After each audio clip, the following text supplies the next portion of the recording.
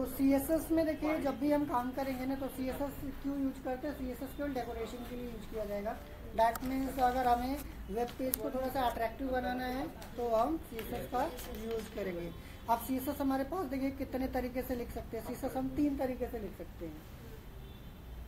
CSS अगर हम देखें तो आप चाहो तो इसको थोड़ा सा नोट डाउन करना चाहते हो तो नोट डाउन भी कर सकते हो कि CSS क्या है, क्यों यूज किया जाता है, CSS की पर्पज क्या है। तो CSS का फुल फॉर्म क्या होता है? Cascading style set. Cascading style set होता है, क्या बोला? कैस्केडिंग स्टाइल सेट होता है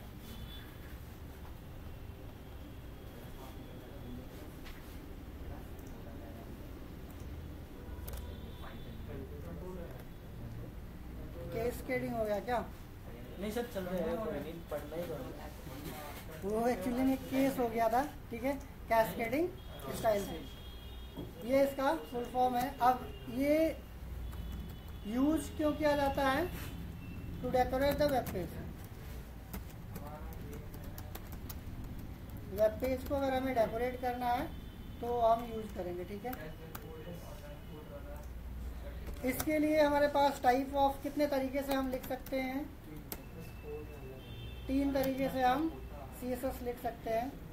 टाइप ऑफ CSS तो नहीं बोल सकते हैं हम। वे ऑफ द राइटिंग, कितने तरीके से हम लिख सकते हैं CSS को? 3 तरीके से लिख सकते हैं, ठीक है। फर्स्ट तरीका क्या होगा? इनलाइन CSS हो जाएगा, और दूसरा हो जाएगा इंटरनल CSS होता है, और तीसरा आपका एक्सटर्नल CSS होता है, ठीक है। इंटरनल CSS में अगर हम इनलाइन CSS की बात करेंगे तो ये आपका कोड अलोंग विथ HTML लिखा जाता है, लाइन में लिख देंगे। हाँ, सेम लाइन में लिखा जाएगा। That means CSS written along with HTML tag, written with along with HTML tag. कैसे? इसका सिंटैक्स अगर हम बात करेंगे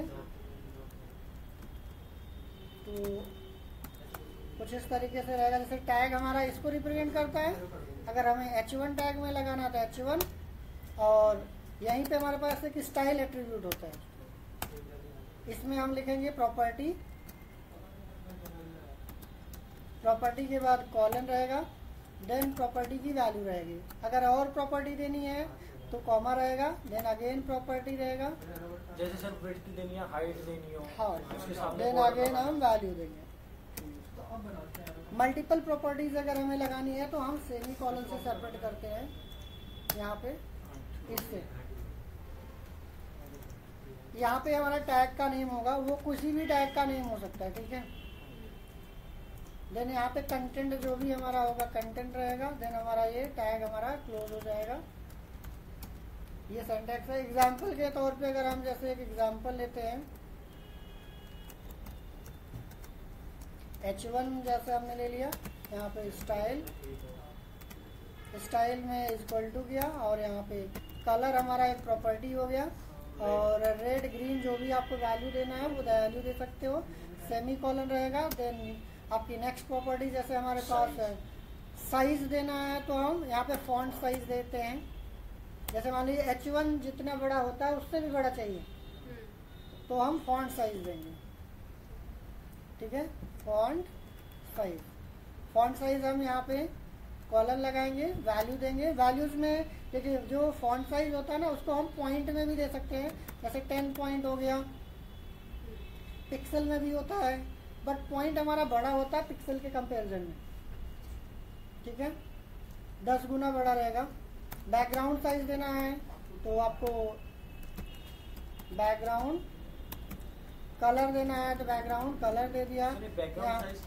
बैकग्राउंड साइज आपका होता है जब हम बैकग्राउंड में कोई इमेज लगाना सीखेंगे तो बैकग्राउंड की इमेज को हम छोटा बड़ा कर सकते हैं। तो आगे हम लोग देखेंगे बैकग्राउंड साइज क्या होता है। बैकग्राउंड कलर अभी देखते हैं, इमेज बाद में लगाएंगे, ठीक है। और यहाँ पे हमने H1 बंद कर दिया, और H1 के अंदर कंटेंट जो लिखना होगा hello welcome in inline CSS, welcome with inline CSS। और H1 को हम यहाँ से क्या करेंगे, क्लोज कर देंगे। H1 को क्या करेंगे, क्लोज कर देंगे।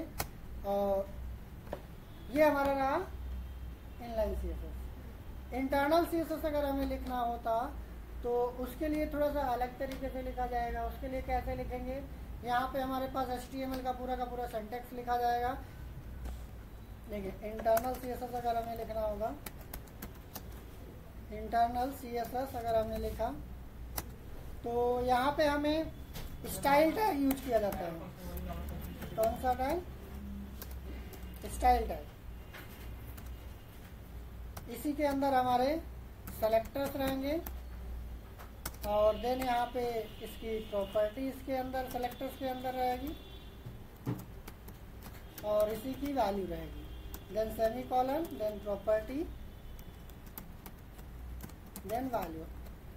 ऐसे जितने भी हमारे प्रॉपर्टीज वैल्यू देना चाहते हैं दे सकते हैं। मल्टीपल सेलेक्टर्स लगाते हो, कोई और सेलेक्टर लगाना है तो कोई और सेलेक्टर दे सकते हो। इसके अंदर प्रॉपर्टी एंड वैल्यू रहेगा। फाइनली हमारा ये स्टाइल टैग हमारा क्लोज हो जाएगा। ठीक है, यहाँ पे जो हमारा ये स्टाइल टैग ओपन था, ये हमारा स्टाइल टैग इधर क्लोज हो जाएगा। और ये स्टाइल टैग कहाँ पे होगा, हेड के अंदर। स्टाइल टैग कहाँ पे होगा, हेड के अंदर। सर मैंने तो कभी कभार हेड के नीचे लगाया तो वो भी काम कर रहा था। हाँ, वो स्टाइल टैग है। अगर आप जैसे स्क्रिप्ट टैग होता है, आप ऊपर लगाएंगे स्क्रिप्ट टैग तब पर भी काम करेगा, नीचे लगाएंगे तब पर भी काम करेगा। तो यहाँ पे आप कोई ज़रूरी नहीं है, कंपलसरी नहीं है, बट मेनली आपका हेड के अंदर ही लिखा जाता है। ठीक है, तो इनलाइन CSS हमने देखा और इंटरनल CSS देखा। ठीक है, एक्सटर्नल CSS हमारा सिमिलर ही होता है, बट यहाँ पे हमारे पास दो चीज़ें हो जाती हैं कि एक JS नाम से फाइल बनेगी, एक HTML नाम से फाइल बनेगी। तो पहले हम लोग प्रैक्टिस किस पे करेंगे, इनलाइन और इंटरनल पे करेंगे, देन हम एक्सटर्नल पे करेंगे। एक्सटर्नल में एक्चुअली में क्या है कि आपको एक, जैसे अभी ये जो हमने कोड लिखा ना, ये HTML फाइल में लिखा जाएगा। HTML में ही हेड टैग होता है, HTML में ही बॉडी टैग होता है। अगर हमें एक्सटर्नल CSS लिखना होगा तो एक्सटर्नल के लिए आपको क्या करना पड़ेगा, इसमें एक फाइल होगी। जैसे मान लीजिए हमारे पास ABC या स्टाइल डॉट CSS, एक हमें CSS फाइल बनानी पड़ेगी और एक हमने मान लीजिए index.html बनानी पड़ेगी। ठीक है, स्टाइल डॉट CSS में क्या लिखा जाएगा, यहाँ पे हमें ये स्टाइल टैग नहीं लगाना पड़ेगा। डायरेक्ट आप सेलेक्टर लिखो, डायरेक्ट आप सेलेक्टर लिखो, इसकी प्रॉपर्टी और value. Style tag style dot CSS में आप क्या करोगे, यहाँ पे कुछ ऐसा चलेगा। सर बड़ी वेबसाइट में काम आता होगा ना। हाँ, छोटी वेबसाइट में यूज करिए, बड़ी वेबसाइट में यूज करिए, कहीं पे भी यूज करिए, एक पेज में भी करिए, कोई दिक्कत नहीं है। बट यहाँ पे स्टाइल की जगह पे आप कोई और भी नाम दे सकते हो, ABC XYZ, कोई ज़रूरी नहीं है कि स्टाइल ही हो, इसमें हम कुछ भी नाम दे सकते हैं, बट .CSS होना चाहिए। अब ये फाइल अगर हमने बनाएंगे तो इसको लिंक भी तो करना पड़ेगा HTML में। तो यहाँ पे लिंक करने के लिए हमें यहाँ पे लिंक हेड के अंदर लिखेंगे। हेड के अंदर क्या होगा, लिंक रेल स्टाइल से, और यहाँ पे टाइप टेक्स्ट CSS, और यहाँ पे href का पाथ दिया जाएगा। जैसे href में नहीं लगता है, तो यहाँ पे हम इस CSS का पाथ देंगे, that means style dot CSS, और हेड हमारा फाइनल क्लोज हो जाएगा। अब हमारा ये वाली CSS क्या होगी, इस index.html पे काम करने लगेगी। लिंक करना पड़ता है, या तो आपके पास एक और चीज़ होता है कि आप @import कर सकते हो। वो आपको हेड के अंदर आप जैसे स्टाइल टैग लगाते थे ना, या तो आप ऐसे करिए, या तो स्टाइल टैग लगा करके यहाँ पे इंपोर्ट ब्रैकेट में यहाँ पे स्टाइल डॉट CSS। एक तरीका ये भी है, आप ऐसे भी कर सकते हो, बट इसमें स्टाइल टैग लगाना पड़ेगा। HTML। हाँ, आप ये वाला भी तरीका यूज कर सकते हो लिंक करने के लिए, ये वाला भी तरीका यूज कर सकते हो लिंक करने के लिए। तो ये हमारा एक्सटर्नल CSS अगर हमें यूज करना होता है तो उस केस में हम क्या करते हैं, कुछ इस तरीके से हमें 2 फाइल या 2 से अधिक फाइल बना करके हमें काम करना होता है। सर इसमें सबसे बढ़िया वाला कौन सा रहता है दोनों में से, लिंक रेल वाले में से या वो? वो आपके कन्वीनियंस के ऊपर है, आप जो मर्जी आप यूज कर लो, कोई ज़रूरी नहीं है कि आप ये वाला लेटेस्ट है, ये वाला पुराना अप्रोच है। आप बोल सकते हैं लेगेसी अप्रोच है, ये हमारा क्या है, लेटेस्ट अप्रोच है। तो आप इसके थ्रू भी आप इंपोर्ट कर सकते हो, इसके थ्रू भी कर सकते हो, दोनों का काम सेम है। दैट मीन्स ये वाली CSS को क्या करेगा, उठा करके आपके HTML में लिंक कर देगा, फिर वो CSS आपको HTML पे काम करने लगेगा। ठीक है, तो एक हम VS कोड में चलते हैं। यहाँ पे जैसे हमने एक हेडिंग बनाया था ना H1, इस पे हम कलर वगैरह हमने दिया था। यहाँ पे हमने लिखा था hello welcome with inline CSS। ठीक है, अब इनलाइन CSS में अगर हम काम करेंगे तो हमने बताया था कि यहीं पे हमारे पास क्या करेंगे, स्टाइल एट्रीब्यूट यूज करेंगे। क्या यूज करते हैं, स्टाइल एट्रीब्यूट यूज करते हैं। तो स्टाइल एट्रीब्यूट के लिए हम यहाँ पे स्टाइल लिखेंगे इक्वल टू प्रॉपर्टी में जैसे हमें कलर देना है तो कलर, रेड देना है तो रेड, ग्रीन ब्लू जो भी आपको देना है वो आप यहाँ पे लाइट ब्लू देना है लाइट ब्लू दे दीजिए, कॉमा सेमी कॉलन लगाएंगे। उसके बाद फिर आपको बैकग्राउंड कलर देना है तो बैकग्राउंड कलर H1 के पीछे ही तो हाँ केवल H1 पे आएगा, कॉलन लगाएंगे। और फिर यहाँ पे हमें हॉट पिंक देना है, हॉट पिंक दे दिया। इसके बाद फिर हमने सेमी कॉलन लगाया। फॉन्ट साइज अगर आपको देना है तो फॉन्ट साइज पहले इतना देख लेते हैं। ठीक है, सेव कर दिया, इसको रन कराते हैं। रन हमें कहाँ पे मिलेगा, ये लिपिका फोल्डर के अंदर test.html के नाम से मिलेगा। तो हम चलते हैं डेस्कटॉप पे। डेस्कटॉप पे ये हमारी फाइल है, ये हमारा लाइट ब्लू हमारा हेड फॉन्ट कलर है, हॉट पिंक हमारा क्या है, बैकग्राउंड कलर है। अब इस पे अगर हमें मान लीजिए फॉन्ट का साइज थोड़ा और बड़ा करना है, इतना अच्छा नहीं लग रहा, और बढ़ाना है, तो यहाँ पे आप देखो फॉन्ट साइज हम देखेंगे, फॉन्ट साइज पॉइंट में भी दे सकते हैं, इंच में भी है, सेंटीमीटर में भी है। देखिए आपको यहाँ पे पॉइंट वाला मिल जाएगा, तो कितने पॉइंट देना है वो आप यहाँ पे जैसे 10 पॉइंट दे दिया या फिर 20 पॉइंट दे दिया।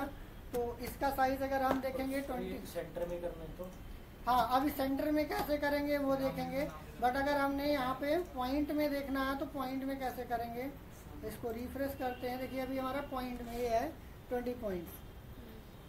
अगर हमें इसको 40 कर देते थोड़ा सा और बड़ा हो जाता, 50 कर देते और बड़ा हो जाता। देख रहे हैं, तो अभी हमारा ये क्या हो गया, थोड़ा सा बड़ा हो गया। इसको सेंटर में करना है तो देखिए सेंटर में कैसे करेंगे, जैसे इन्होंने कहा सेंटर में करना है, तो सेंटर में करने के लिए फिर टेक्स्ट अलाइन होता है, टेक्स्ट अलाइन, इसमें सेंटर होता है। तो इसको आप सेव कर लीजिए यहाँ पे, इसके बाद इसको रिफ्रेश कर लीजिए। ठीक है, टेक्स्ट का अलाइन। HTML में करते तो हमारे पास सेंटर टैग था।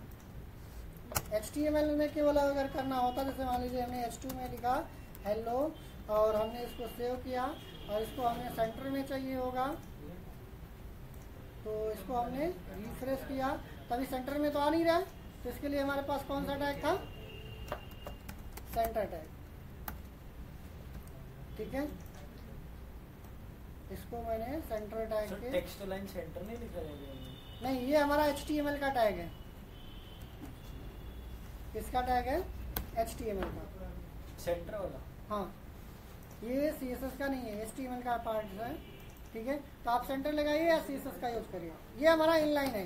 देखिए अगर मान लीजिए हमें H2 में काम करना होता या इसी को हमने H1 किया होता, तो क्या ये H1 पे काम करेगा, नहीं काम करेगा। सर क्योंकि वो इनलाइन लिखा हुआ है। हाँ, इनलाइन का मतलब यही है कि जिस लाइन में आप लिखोगे केवल उसी लाइन पे काम करेगा, दूसरी लाइन पे काम नहीं करेगा। ठीक है, ना तो फॉन्ट साइज ना तो कलर काम कर रहा है। लेकिन इसी चीज को अगर हमने इंटरनल लिखा होता, स्टाइल, और यहाँ पे हमने लिख दिया होता H1, H1 की जगह पे मैं H2 लिख दे रहा हूँ। ठीक है, H2 के लिए लिखता हूँ। H2 के लिए सेम चीज़ मैंने यही जो है यहाँ पे लिखा गया ना, सेम चीज़ कॉपी करके इधर मैंने पेस्ट कर लिया। इसको आप एक लाइन में लिखा रहने दो या अलग अलग लाइन में कर दो। टेक्स्ट अलाइन यहाँ पे सेंटर की जगह पे मैं राइट कर दे रहा हूँ। ठीक है, तो जहाँ जहाँ पे मैं H2 लिखूंगा वो सब पे काम करेगा। जितने भी H2 आप लगाओगे,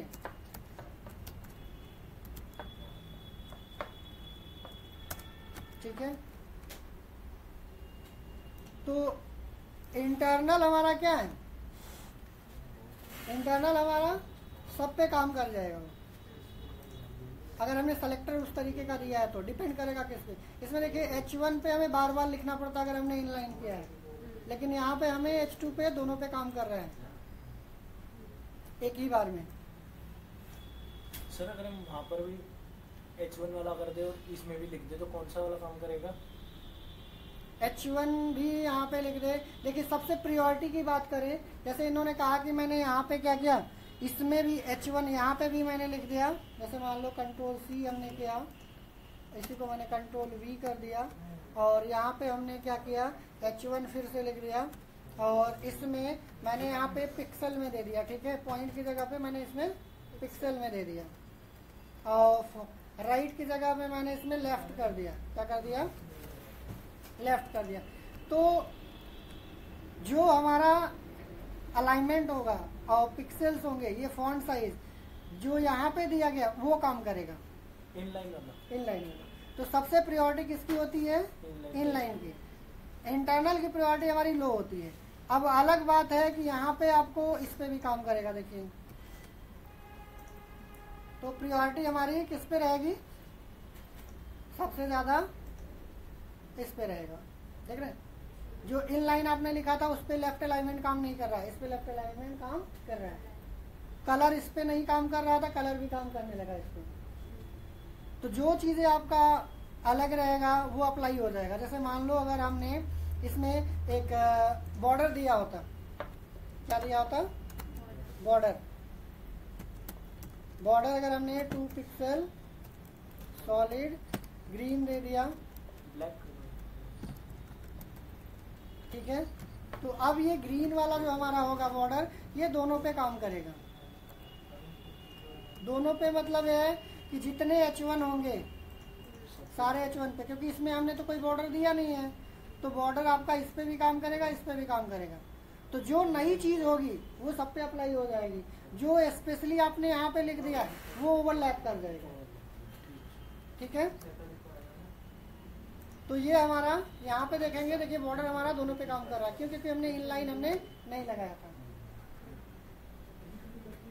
तो CSS में आपको ये चीजें देखना रहता है कि आप इनलाइन लिख रहे हो, इंटरनल लिख रहे हो, एक्सटर्नल लिख रहे हो। एक्सटर्नल अगर हम लिखते हैं तो एक्सटर्नल के लिए क्या करना पड़ता है, यहाँ से एक अलग फाइल हम बनाते, क्या कहते हैं, न्यू फाइल पे जाते, यहाँ पे हमने style.css लिखते हैं, style.css लिखते हैं, और यहाँ पे हम CSS का कोड लिखते हैं। जैसे मान लीजिए हम इसी कोड को यहाँ से उठा लेते हैं। ठीक है, कंट्रोल X किया, कंट्रोल S, और यहाँ पे हमने कंट्रोल V किया। HTML में DOC या ये वाली शॉर्ट फॉर्म एक्सक्लेमेशन मार्क लगा देते हैं तो पूरा पूरा लिखा आ जाता है। इसमें भी ऐसा कुछ होता है? नहीं, CSS में प्रॉपर्टी अलग अलग होती है, इसलिए वो क्या प्रॉपर्टी लिखेगी क्या नहीं प्रॉपर्टी लिखेगी कैसे पता चलेगा, क्योंकि HTML में तो हमारा एक बेसिक फॉर्मेट होता है, तो बेसिक फॉर्मेट को एक्सटेंड कर देता है, लेकिन CSS में क्या पता आपको कौन सी प्रॉपर्टी लिखनी है। तो इसमें हम यहाँ पे हमने क्या किया, इधर कॉपी कर दिया। अभी हम इसको रन कराएंगे तो हमारा आउटपुट थोड़ा सा चेंज हो जाएगा। सर लिंक इनलाइन वाला हमारा काम कर रहा है, एक्सटर्नल वाला काम करना बंद कर दिया। क्यों बंद कर दिया, क्योंकि हमने यहाँ पे लिंक नहीं किया है इसमें HTML में। तो हमने बताया था @import लगा सकते हैं, और यहाँ पे URL में हम पास करेंगे क्या, style.css। तो style.css है हमारा।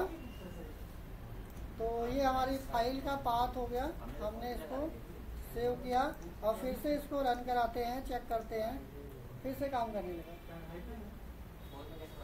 तो एक तो तरीका ये है, ठीक है।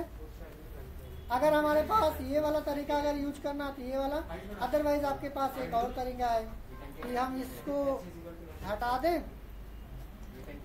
फिर से काम नहीं करेगा। तो फिर हमारे पास कौन सा option, link rail style sheet और टाइप क्या देंगे, टेक्स्ट और CSS, और href में क्या देंगे, style.css, और उसके बाद ये कंटेनर टैग नहीं है, सिंगलटन टैग है, तो यहीं पे क्लोज हो जाएगा। फिर से आप यहाँ पे देखेंगे तो फिर से काम करने लगेगा, ठीक है। कोई फर्क आया नहीं है। लेकिन अगर गलती से मान लो फाइल का नेम थोड़ा सा मिस हो जाता, फिर आप देखते ये काम करना बंद कर देगा। तो इसका मतलब ये कि हम 3 तरीके से CSS लिख सकते हैं। तो जो मेनली हम CSS में पढ़ेंगे, अब इसके बाद हम सेलेक्टर पढ़ेंगे, ठीक है। ये तो था कि हम कितने तरीके से CSS लगा सकते हैं। तो बाद में हम इसके बाद क्या पढ़ेंगे, सेलेक्टर, कितने तरीके के सेलेक्टर होते हैं, कैसे पकड़ा जाएगा। क्योंकि HTML में बहुत सारे तरीके के हमारे कोड होंगे, किस पे कौन सा कलर लगाना है, किस पे नहीं लगाना है, तो वो चीज़ें हम देखेंगे, समझेंगे, ठीक है।